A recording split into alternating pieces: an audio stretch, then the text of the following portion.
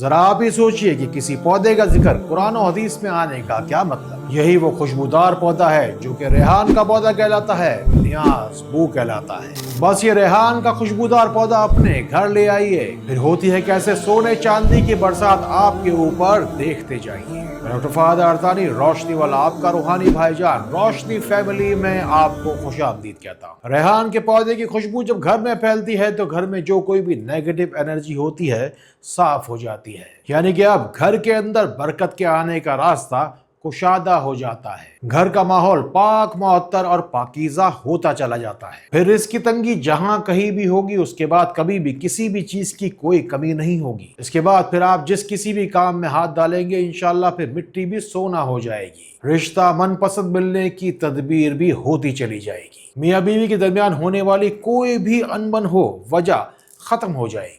ذرا سوچئے کہ جس پودے کے بارے میں اللہ رب العزت نے فرمایا کہ یہ جنت کا پودا ہے، آپ کے گھر میں جب موجود ہوگا تو کیسے آپ کے گھر میں بے شمار برکتیں نہ آئیں گی۔ ریحان کا پودا جب بھی خرید کر آپ گھر پر لے کر آئیں تو وہ جمعۃ المبارک کا دن ہو یا کم از کم جمعرات کا دن ہو۔ جب اسے آپ گھر پر لے کر آئیں تو سب سے پہلے اس کے پتوں کو گیلے کپڑے سے صاف کریں۔ جب اس کی برکات آپ کو گھر کے اندر چاہیے ہوں تو اسے انڈور پلانٹ کے طور پر بھی رکھا جا سکتا ہے، بس آدھا گھنٹہ ہی روزانہ اسے دھوپ جا کے دکھا لیجیے، اتنا اس پودے کے لیے کافی رہے گا۔ اب ہم چلتے ہیں اصل بات کی جانب کہ اگر گھر میں نحوست کے بد اثرات ہوں، آپ کو امیر بننے کا شوق ہو اور بے شمار پیسہ اچانک سے چاہیے ہو تو شیطانی بد اثرات کو گھر سے نکالنے کے لیے اس پودے کے اندر سورہ فلق اور سورہ ناس کا پانی ڈالا جائے گا، یعنی کہ ہفتے میں بس 2 دفعہ ہی ہم اس پودے کو پانی دینے والے ہیں۔ پہلی دفعہ کے اندر سورہ فلق سورہ ناس 3 بار پڑھ کے تھوڑے سے پانی پہ دم کیجیے اور یہ پانی پودے میں شامل کر دیجیے۔ جب دوسری مرتبہ اس پودے کو پانی دیا جائے گا تو سورہ فاتحہ اور آیت الکرسی کا پانی دیا جائے گا۔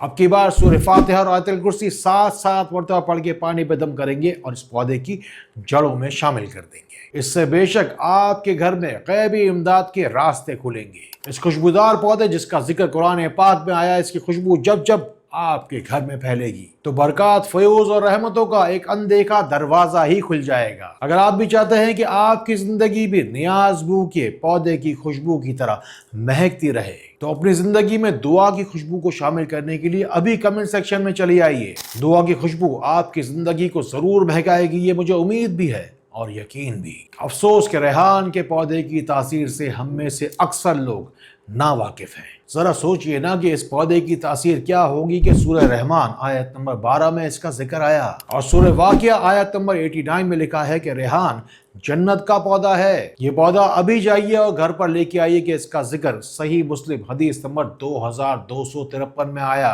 جو لوگ مجھے دوسرے ممالک سے دیکھتے ہیں اگر جا کر یہ پودا مانگیں گے تو ان سے کہیں گے باسل یا سویٹ باسل پلانٹ۔ یہ بات اللہ کے سوا کوئی نہیں جانتا کہ یہ ریحان کا پودا ہے، یعنی نیاز بو ہے۔ یہ عام طور پر کیوں عصر کے وقت ہی اپنی شفائی تاثیر کو خوشبو کے ذریعے بکھیرنا شروع کرتا ہے۔ دراصل عصر کا وقت وہی ہوتا ہے جب بھٹکتے ہوئے جناتی بد اثرات کسی کے گھر میں ٹھہرنے کے لیے شام میں جگہ ڈھونڈ رہے ہوتے ہیں، اور دراصل یہی وہ نحوست ہے جس سے بچنے کے لیے یہ پودا آپ کو ضرور کام آتا ہے۔ اگر آپ کی زندگی میں اداسی کی رات اور مایوسی کا اندھیرا کچھ زیادہ ہی دن تک ٹھہر گیا ہے تو اس اندھیرے کو مٹانے کے لیے روشنی سینٹر پاکستان کی روشنی کو اپنے گھر لے آئیے۔ الحمدللہ ہزاروں لوگ ہر مہینے ان نمبروں کو ملا کر اپنی نصیب کی روشنی پاتے ہیں۔ اپنے مسئلے مسائل کے حل کے لیے صحیح استخارے تک پہنچنے کے لیے ان نمبروں کو ملائیے۔ اگر آپ کے گھر میں بے برکتی بہت ہوتی ہے، پیسہ تو آتا ہے لیکن ٹک نہیں پاتا ہے، یا لڑائی جھگڑا کسی نہ کسی بات پر ہر وقت لگا ہی رہتا ہے، تو اس پودے کو گھر میں اس جگہ رکھیے جہاں سے گھر میں تازہ ہوا آتی ہے،